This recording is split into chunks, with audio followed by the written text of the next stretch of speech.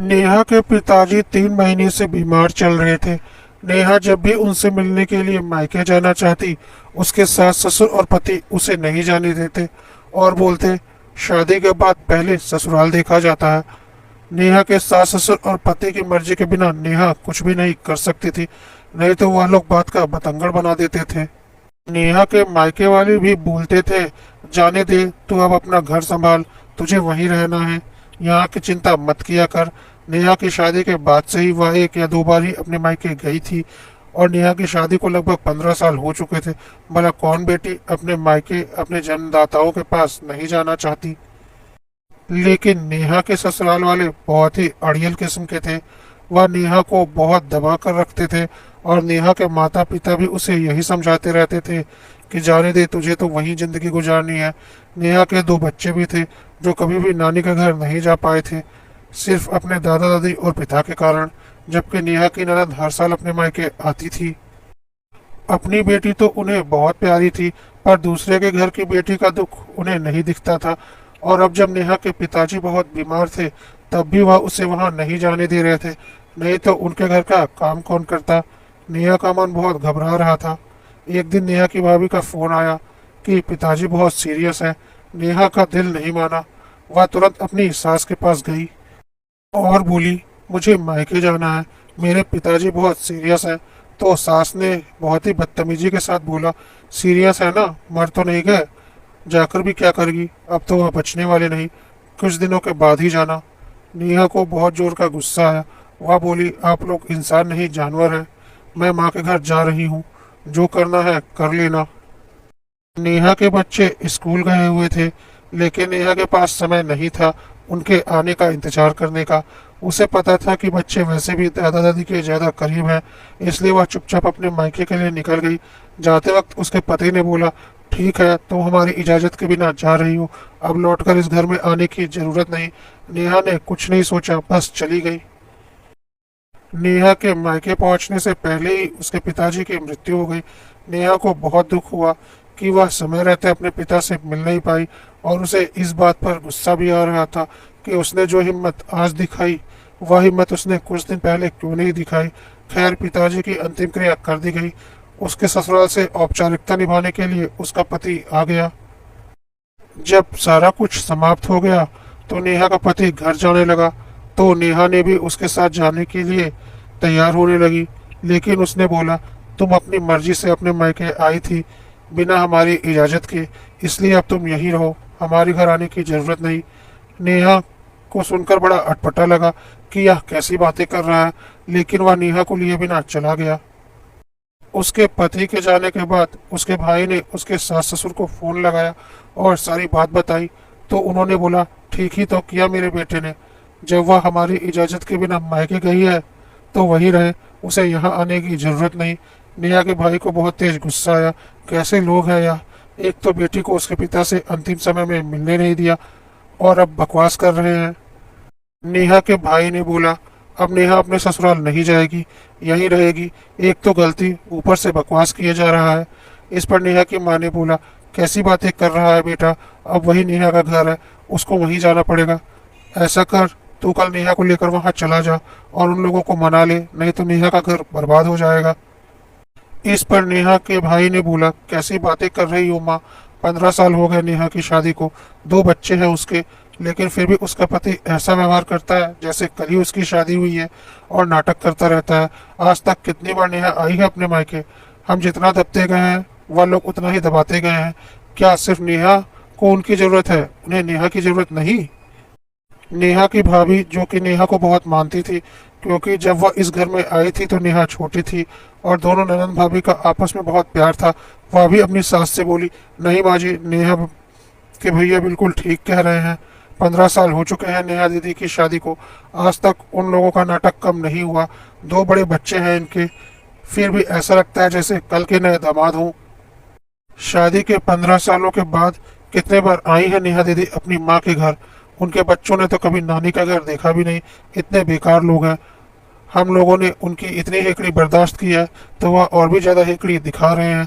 अब और नहीं, अब हम उन्हें उन्हीं की भाषा में जवाब देंगे। आप यह मत सोचिएगा कि मैं नेहा दीदी का घर बर्बाद कर रही हूँ, पर यह जरूरी है। नेहा को समझ में नहीं आ रहा था कि वह क्या बोले, क्योंकि उसके भाई भाभी भी अपनी जगह पर सही थे। सारी गलती उसके पति और ससुराल वालों की होने के बाद भी उन्हें ही गुनहगार ठहराया जा रहा था। नेहा को अपने बच्चों की चिंता थी, बाकियों से तो उसका कोई खास लगाव था ही नहीं, सिर्फ नाम का रिश्ता निभा रही थी। लेकिन नेहा के बच्चे भी अपने दादा दादी के ज्यादा करीब थे। नेहा को पता था कि नेहा को उसके ससुराल वाले पसंद करें या ना करें, उसके बच्चों पर जान छिड़कते हैं, इसलिए उसके बच्चों का पूरा ध्यान रखेंगे। इसलिए नेहा ने अपनी माँ से बोला, माँ भैया भाभी सही कह रहे हैं, मैं तंग आ गई हूँ ऐसे एक तरफा रिश्ते से जिसे मैं अकेले निभा रही हूँ। वह लोग तो ऐसा करते हैं जैसे मेरे ऊपर एहसान कर रहे हैं, अब और नहीं। नेहा की माँ ने बोला, जैसा तुम लोगों को ठीक लगे। उधर नेहा के ससुराल वाले सोच रहे थे कि अब नेहा के मायके वाले आएंगे उन्हें मनाने, और फिर वह उन्हें चार बातें और सुनाएंगे, और वह लोग नेहा के भाई भाभी का इंतजार कर रहे थे। लेकिन पूरा हफ्ता बीत गया, ना ही नेहा का भाई भाभी आए, ना ही नेहा का कोई फोन आया। अब उन लोगों को अजीब सा लग रहा था। इधर नेहा के बच्चे माँ के बिना परेशान हो रहे थे और बार बार अपनी माँ को फोन करके बुलाने के लिए बोल रहे थे। ससुराल वाले तो इस गुमान में थे कि वह लोग गिड़गिड़ाते हुए नेहा को यहाँ छोड़कर जाएंगे, पर ऐसा कुछ भी नहीं हुआ। अब उनकी समझ में नहीं आ रहा था कि क्या करें। इधर नेहा की सास घर का काम करते करते उनकी हालत खराब हो चुकी थी, क्योंकि उनकी आदत तो थी नहीं। इसी तरह देखते देखते करीब 2 महीने बीत गए। अब नेहा के ससुराल वालों को लगने लगा, इस तरह से तो हमें बहुत परेशानी हो जाएगी। नेहा के पति का कभी कभी मन होता कि वह जाकर नेहा को वापस ले आए, लेकिन फिर उसका घमंड उसके आगे आ जाता कि या तो थूक कर चाटना हुआ। और इधर नेहा के भाई भाभी भी सोच लिया था कि जब तक वह माफी नहीं मांगेंगे नेहा नहीं जाएगी। इसी तरह दिन गुजर रहे थे। एक दिन नेहा के पति का सामना बाजार में उसके भाई से हो गया, तो नेहा के पति ने उसे फिर से एक ताना मार दिया कि देखते हैं बहन को बिठाकर कितने दिन खिलाते हो, कुछ दिनों में ही तुम्हें वह बोझ लगने लगेगी, फिर नाक रगड़ते हुए मेरे पास आओगे। नेहा के भाई ने बोला, देख लेना कौन नाक रगड़ते हुए आएगा, मेरी बहन मेरे लिए बोझ नहीं है। अब जब तक तुम लोग माफी नहीं मांगोगे वह तुम्हारे घर नहीं आएगी। हम लोग आज तक तुम्हारी हर नाजायज मांग को मानते गए और तुम्हारे आगे झुकते गए, इसका तुम लोगों ने बहुत फायदा उठा लिया। अब और नहीं, अब तुम्हारी बारी है। और एक बात तो तय है, यदि तुम लोगों ने खुद आकर अपनी गलती की माफी मांगकर नेहा को इज्जत से अपने घर में नहीं लिया तो नेहा तुम्हारे घर कभी नहीं जाएगी, यह मेरा वादा है। और रही बात बच्चों की, तो जब उन्हें समझ आएगी तो वह खुद अपनी माँ के पास आ जाएंगे।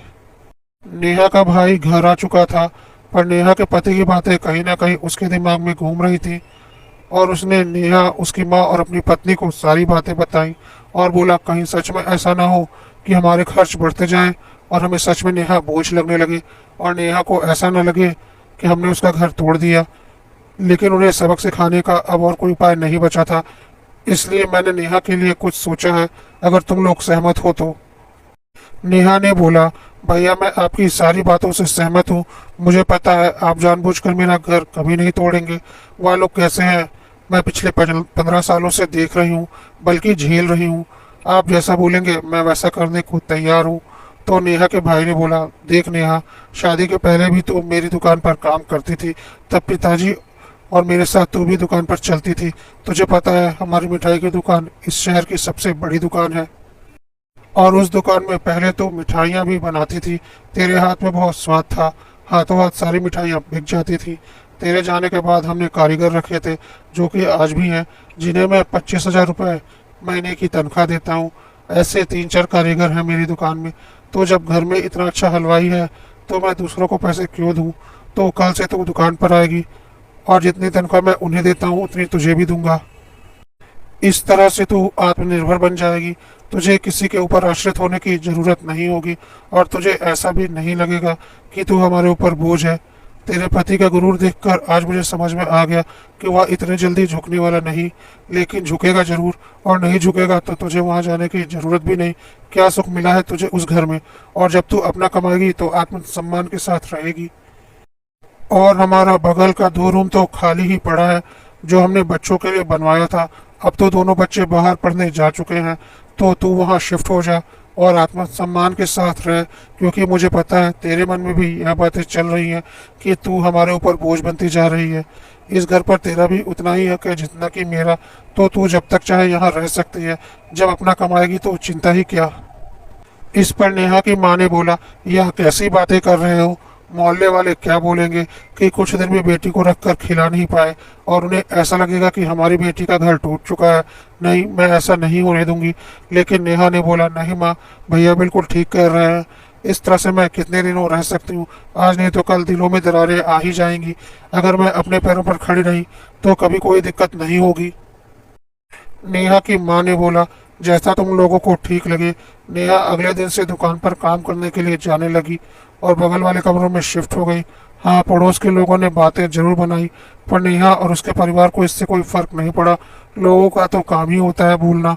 यह सोचकर उन्होंने ध्यान ही नहीं दिया, क्योंकि उन्होंने तय कर लिया था अब नेहा के ससुराल वालों को सबक सिखा कर रहेंगे। अब नेहा को अपना ससुराल छोड़कर लगभग 6 महीना हो चुके थे। नेहा को अपने बच्चों की याद आती थी। बच्चे भी माँ को बहुत याद करते थे, पर नेहा ने अपना दिल कड़ा कर लिया था और सोचा था अब जब तक मेरा आत्मसम्मान मुझे नहीं मिलेगा, मैं उस घर में नहीं जाऊंगी। बच्चों को तो मैं मिलने पर समझा दूंगी, वह अपनी माँ को जरूर समझेंगे। उधर नेहा के ससुराल वाले हैरान थे, उन्होंने सोचा भी नहीं था कि ऐसा कुछ होगा।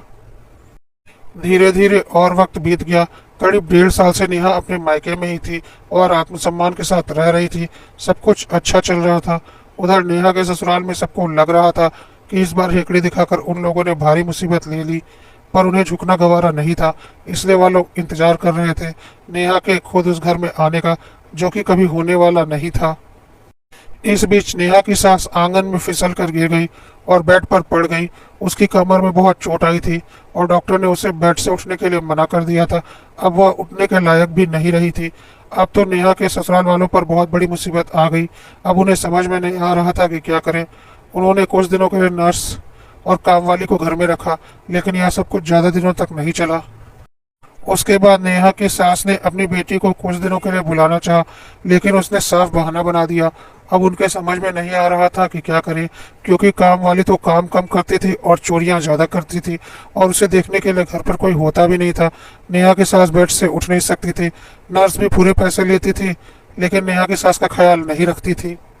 नेहा के ससुर को कोई भी काम करने की आदत नहीं थी, इसलिए वह चिढ़ जाते थे। कुछ भी बोलने पर वह चुपचाप अपने कमरे में बैठकर दिन भर टीवी देखते थे, यही उनका काम था। नेहा के बच्चे भी स्कूल से आकर ट्यूशन वगैरह चले जाते थे और उसका पति अपने काम पर रहता था, इसलिए घर में मुसीबत का पहाड़ टूट पड़ा था। अब तो नेहा के ससुराल वालों के पास कोई चारा ही नहीं बचा था। ईश्वर ने उन्हें नेहा की कीमत समझा दी थी। अब उन्हें लग रहा था कि किसी भी तरह से नेहा को वह वापस लेकर आए। एक दिन बच्चों ने से अपनी माँ को फोन करवाया और बातों बातों में बताया कि दादी माँ गिर गई हैं। उन्हें लगा यह सुनकर नेहा खुद ही दौड़ी दौड़ी चली आएगी, लेकिन नेहा ने कोई जवाब नहीं दिया और बोला, मैं अपने बच्चों के अलावा उस घर में और किसी को नहीं जानती, तो मुझे किसी का हाल भी नहीं जानना। और उसने फोन रख दिया। आज नेहा को याद आ रहा था कि कैसे उसके पिताजी बीमार थे और उसके पति और ससुराल वालों ने थोड़ी सी भी शर्म नहीं दिखाई थी कि एक बेटी को उसके मरते हुए पिता से मिलने नहीं दिया था, और इस बात को लेकर आज तक अपना घमंड भी दिखा रहे थे। उसे और उसके बच्चों को भी दूर कर रखा था। कैसे भूल जाएगी वह यह सब। अब नेहा के ससुराल वालों को भी समझ में आ चुका था कि बात बहुत बढ़ चुकी है। अब नेहा ऐसे नहीं आने वाली। अगले दिन नेहा के पति और ससुर नेहा के मायके आए। उन्हें तो पता भी नहीं था कि नेहा ने काम करना शुरू कर दिया है और अच्छा खासा कमाती है। वहां जाकर जब उन्हें सब कुछ पता चला तब वह हैरान रह गए। वह तो इतरा रहे थे कि उनके जाते ही नेहा खुश हो जाएगी और उनके साथ चल पड़ेगी, कि वह लोग आखिर उसे लेने आ ही गए। पर अब उन लोगों को समझ में आ चुका था कि नेहा को अब उनकी कोई जरूरत नहीं है। अब उनकी सारी हेकड़ी निकल चुकी थी। उन्होंने नेहा के भाई से बोला कि वह नेहा को लेने आए हैं, तो नेहा के भाई ने बोला, लेकिन हम नेहा को नहीं भेज रहे हैं। आपने ही तो कहा था कि नेहा की अब उस घर में कोई जगह नहीं है और हम नाक रगड़ते हुए आएंगे, तो हमें नाक रगड़ने का कोई शौक नहीं, आप जा सकते हैं। तो नेहा के पति ने नेहा से बोला, चुपचाप अपने घर चलो। नेहा ने बोला, तुम हो कौन, मैं तुम्हें नहीं जानती। इस पर नेहा के ससुर ने बोला, कैसी बातें कर रही हो बहू, अपने पति को नहीं पहचानती। तो नेहा के भाभी ने तुरंत बोला, कौन सा पति, जिसने 1.5 साल से अपनी बीवी का एक बार भी हालचाल नहीं लिया और कौन सा ससुराल जो एक बेटी को उसके मरते हुए पिता से मिलने की इजाज़त की इतनी बड़ी सजा देता है कि वह अपना ससुराल छोड़ दे। नेहा नहीं जानती आप लोगों को, आप लोग जा सकते हैं, कहकर नेहा की भाभी नेहा को लेकर अंदर चली गई। नेहा का भाई भी गुस्से में वहां से चला गया। अब बस नेहा की माँ वहां पर थी। उसने बोला, भाई साहब, आप लोगों ने यह ठीक नहीं किया। मेरी बेटी को उसके बच्चों से 1.5 साल तक दूर रखा और अब आप उसे लेने आए हैं। हमें बहुत अच्छे से पता है आप उसे क्यों लेने आए हैं, क्योंकि आज आपको उसकी ज़रूरत आन पड़ी है। आपकी पत्नी बिस्तर पर पड़ी है और उनकी सेवा के लिए घर में एक नौकरानी चाहिए।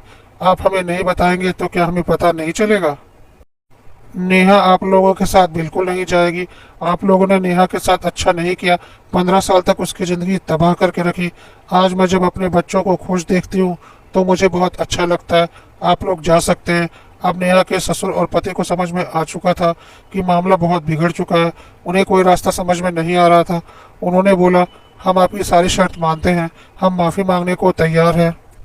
उन लोगों ने नेहा, उसके भाई भाभी और माँ से हाथ जोड़कर माफी मांगी और बोला, अब तो अपने घर चलो, हम अपनी गलती मानते हैं। इस पर नेहा ने बोला, नहीं, अभी तुम्हारी माँ ने अपनी गलती नहीं मानी। पहले उन्हें फ़ोन लगाओ और उनसे बोलो मुझे और मेरे परिवार से माफ़ी मांगे। उसके बाद मैं सोचूंगी मुझे आना है या नहीं। पति के पास कोई चारा नहीं था। उसने अपनी माँ को फ़ोन लगाकर सारी बातें बताई। नेहा की सास ने समझ लिया कि अब माफ़ी मांगने के अलावा उसके पास कोई चारा नहीं और उन्होंने भी नेहा और उसके परिवार से माफ़ी मांगी। अब नेहा ने बोला, ठीक है, मैं तुम्हारे साथ चलने को तैयार हूँ, लेकिन उसके पहले तुम्हें एक वीडियो बनाकर मुझे और मेरे परिवार को सेंड करना पड़ेगा कि तुम लोगों ने मेरे साथ क्या किया और आज तुम लोग मुझे किस शर्त पर लेकर जा रहे हो और मेरे साथ अब कोई नाइंसाफ़ी नहीं होगी, ताकि भविष्य में तुम लोग फिर से मेरे साथ कभी ऐसा करने की सोचो भी नहीं। क्योंकि मैं तुम लोगों पर रत्ती भर भी भरोसा नहीं करती। किसी की फितरत नहीं बदल सकती, लेकिन हाँ, मैं अपना पक्ष मजबूत तो कर सकती हूँ ना। इसलिए पहले वीडियो बनाओ और मेरे भैया भाभी माँ और मुझे सेंड करो। नेहा के ससुराल वालों के पास कोई चारा नहीं था। उन्होंने अपनी गलती मानते हुए वीडियो बनाई और सेंड किया। अब नेहा अपने पति के साथ जाने को तैयार थी। नेहा के मन में सिर्फ अपने बच्चों से मिलने की खुशी थी और कोई खुशी नहीं थी। और नेहा के भाई ने जाते जाते नेहा से बोला, कोई भी ज़रूरत आन पड़े तो तुरंत अपने भाई भाभी और माँ को याद करना और बिना सोचे हमारे पास आ जाना। हर कदम पर हम तुम्हारे साथ हैं। नेहा ने बोला, हाँ मुझे पता है, लेकिन यह भी पता है कि अब सबको उनकी औकात पता चल चुकी है, तो ऐसा कुछ नहीं होगा।